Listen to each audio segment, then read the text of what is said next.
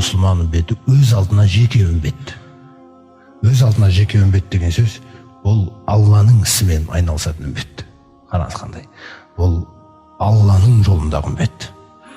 Алла тағала өзі куәлігін берген.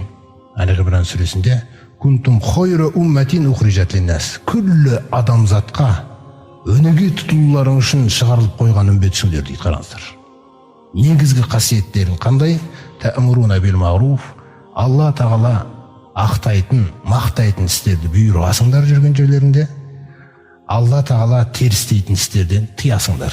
Бұл арқылы сен Алланыкі екенің көрінеді. Алланыкісің. Ва ту'минуна билла. Және ірге тастарың иманға негізделген дейді. Сондықтан бұл үмбеттің парыздарын аталы өзі бекітіп жатыр. Жақсы үмбеттің жақсылыққа шақыру, жамандықтан тыю, иман деген нәрселер мысал. Екіншіден, бір мұсылман негізгі пункттерін айтып кетейік сол жердегі. Қайсы бір мұсылман қарызға батып кетсе, сол сахабалардың сол кездегі жағдайы. Қайсы бір мұсылман қарызға батып кетсе, қайсы бір мұсылман өте пақыр болса, қайсы бір мұсылманның балалары өте көп болса, күллі мұсылман қауымы жәрдемсіз қалдырмай жағдайына қарайласады. Көрдіңіз бе қалай шешілген? Проблемалар қалай шешілген? Болды, проблемалар осылай шешілген. Осы жерде жаңа айт намаздан кейін пітір садақасы деген нәрселер бекітіледі. Адамдар пітір садақасы, зекеттер келеді. Адамдардың малдары енді пақырлардың мәселесін шешуге тырысып жатыр. Бұл жерде де Алла тағала зекетті парыз етуі, басқа жақтарға қарыз алып кіре бермеңдер. Өз ішіңде проблемаңды өздерің шешіңдер дейді. Байлардың, кедейлердің мәселесін шешсін деген нәрсені жасап жатыр. Көрсетпеңдер мұқтаждықтарыңды басқаларға деп жатыр ғой. Өз іштеріңде шешіңдер бұл мәселелерді дегендей. Пақырың бар екенін көрсетпе, кедейің бар екенін көрсетпе. Қарызға батып жүрген өліп қалмасын анау қиналып уайымнан.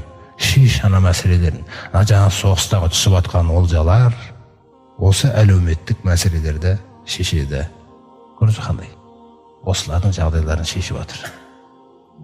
Сондықтан мүминге ешбір мүмин басқа мұсылмандарға айтпай, анау жаққа барып сырттағы бір адаммен, кәпірлермен, мүшриктермен кездесім жасап қоюына болмайды. Күллі мұсылманның атынан. Күллі мұсылман хабардар болу керек. Мұсылмандар арасында қандай да бір даулар, проблемалар, таластар туатын болса, сол дауды күллісі Алла мен елшісінің алдына алып келеді. Сөйтіп Алла тағала аятын түсіреді. Сөйтіп Алла тағала айтады. Олар тек қана көнуге деген жол табады. Осылайша жаңағы мәселелер мұсылмандардың өз арасына байланысты принциптерін бекітіп береді. Мұсылманның бауыры деген хадистер күллісі сол кезеңдерге айтылған.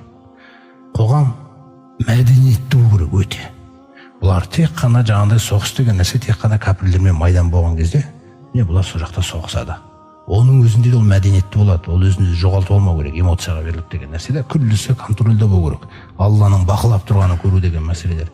Қоғамда жаңағындай білімге, мысалы айтайық, тәлім тәрбиеге, күллі нәрсеге үйретіліп жатады. Сондықтан Бадыр шайқасы үлкен бір қуаныш сыйлады мұсылмандарға.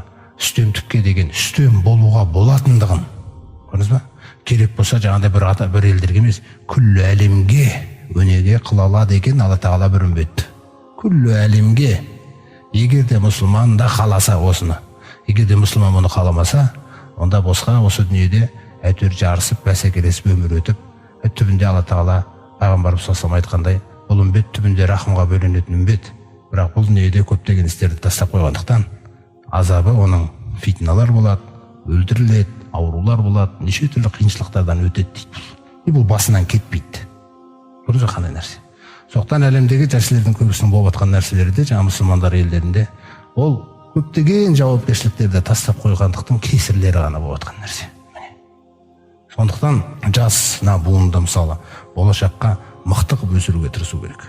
Алладан басқаға мұқтаж болмайтын да, сұрамайтын, беретіндер керек.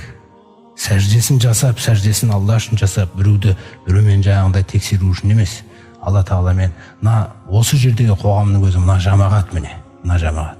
Осы жамағат бір-бірін жақсы көру керек. Жаңа сахабалардың істеп жатқан мешітте. Бір-біріңді сүй алу керексің. Егер сүй алмасаң, сенде проблема бар. Көрінген нәрселерді ана ұлт болсын, не болсын, тағы да басқа нәрселер, ананың дәлелі мындай, мынаның дәлелі мындай, лақтап таста бұл нәрселерді. Көрдіңіз бе? Керегі жоқ саған. әр нәрсесін не ұстасаң да, сен қай дәлелден ұстасаң да, сен Алла қабыл болу үшін ұстайсың оны. Біреуге бір нәрсесін, сүйген нәрсесін міндеттеуді де қою керек. Ешкім мазасын алмау керек. Аллаға қарай өсу керекпіз біз. Аллаға қарай өсу керекпіз. Өзіңе қарай емес та, өзіңе қарай өсірмей халықты. Аллаға қарай өсу керек. Халық мынау Алланыкі болу керек. Міне.